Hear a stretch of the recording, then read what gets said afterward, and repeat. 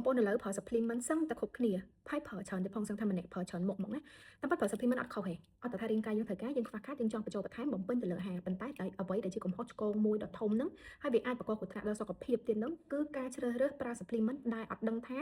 ប្រភពនឹងមកពីណាអត់ច្បាស់លាស់អត់ដឹងថាគុណភាពនៅក្នុងការផលិតដំណើរការ process ហ្នឹងវាបែបម៉េចចឹងណានិយាយទៅគឺអត់ទុកចិត្តថាគេផលិតម៉េចមូលហេតុខ្ញុំចង់បញ្ជាក់បងប្អូនថាជាទូទៅ supplement ខុសពីថ្នាំមុនលក់ទៅលើទីផ្សារគេមាន FDA ពិនិត្យវាតម្លៃមុនឲ្យមកលក់តេស្តនៅកន្លែងប្រទេសខ្លួនឯងមិនអស់ចិត្តហើយនៅពេលដែលយកចេញមកខាងក្រៅប្រទេសមួយទៀតគាត់ថាថ្នាំផលិតនៅប្រាំងឯងក្រុមហ៊ុនប្រាំងអញ្ចឹងណារោងចក្រប្រាំងគេតេស្តគេ verify អីចឹងទៅតាម standard នៅក្នុងការផលិតតមកទៀតគេហៅ Health Authority ក្រសួងសុខាភិបាលប្រាំងឬក៏ FDA នៅក្នុងប្រទេសហ្នឹងគឺគេ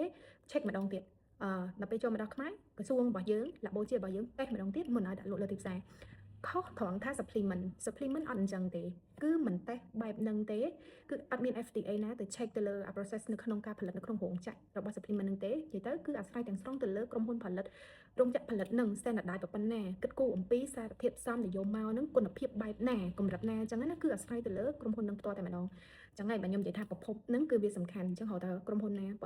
រោងចក្រណាដែលគេទទួលស្គាល់មានអាយុកាលយូរឆ្នាំអញ្ចឹងទៅអាហ្នឹងយើងទុកចិត្តបានមួយហើយព្រោះគេតានាមនឹងគេឈ្មោះគេអញ្ចឹងណាហើយបន្តមកទៀតខ្ញុំចង់បញ្ជាក់ថានៅពេលដែលរោងចក្រនឹងផលិតអីហើយគឺអាចយកមកលក់នៅលើទីផ្សារបានហើយមិនមែនមានន័យថាគាត់អត់ឆ្លងកាត់ការដាក់ស្នើសុំទេគាត់ដាក់ស្នើសុំប៉ុន្តែ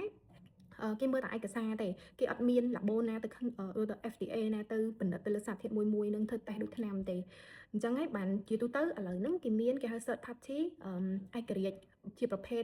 ស្ថាប័នទី3ទៀតដែលមានសមត្ថភាពក្នុងការតេស្តទៅលើសារធាតុហ្នឹងហើយនឹងកម្រិតសារធាតុនៃ supplement នៅក្នុងក្រុមហ៊ុនហ្នឹងមួយអញ្ចឹងជាទូទៅក្រុមហ៊ុនដែលគេល្បីល្អគេតែងតែទៅជួលក្រុមហ៊ុនទី3ហ្នឹងឯករាជ្យហ្នឹងយកមកតេស្តបន្ថែមទៀតថាវាពិតជាមានគុណភាពល្អអញ្ចឹងមែនអញ្ចឹងហើយបានជាទូទៅនៅលើ supplement គេបញ្ជាក់ថាបើសិនជាក្រុមហ៊ុនណាដែលគេមានគេហៅ third party check ហ្នឹងគឺគេបញ្ជាក់ហ្មងដើម្បីអំណះអំណាងបញ្ជាក់ថាផងគេពិតជាល្អអាចទុកចិត្តក្នុងការប្រើបានតែបើសិនជា supplement ណាដែលអត់មានអាហ្នឹងទេទូទៅធ្វើឲ្យពីរោងចក្រខ្លួនឯងហើយយកមកលក់សុំបញ្ជីការគេថាដាក់លក់នៅលើទីផ្សារគឺហើយអាហ្នឹងក៏ជាចំណែកមួយនៅក្នុងការពិចារណាក្នុងការរកទិញ supplement ដែលគុណភាពល្អហើយឥឡូវយើងបញ្ជាក់បងប្អូនមូលហេតុអីបានគេអត់ធ្វើតេស្តច្រើនដូចថ្នាំពីព្រោះថាតាមនិយមន័យថ្នាំគឺវាមានតួនាទីនៅក្នុងការព្យាបាលប្រការការពារហើយនឹងធ្វើរោគវិនិច្ឆ័យហើយជួយទៅអាកម្រិតសុវត្ថិភាពហើយនឹង toxic ហ្នឹងគ្រោះថ្នាក់ហ្នឹងគឺវាទូចតែបើ supplement គឺវាធំ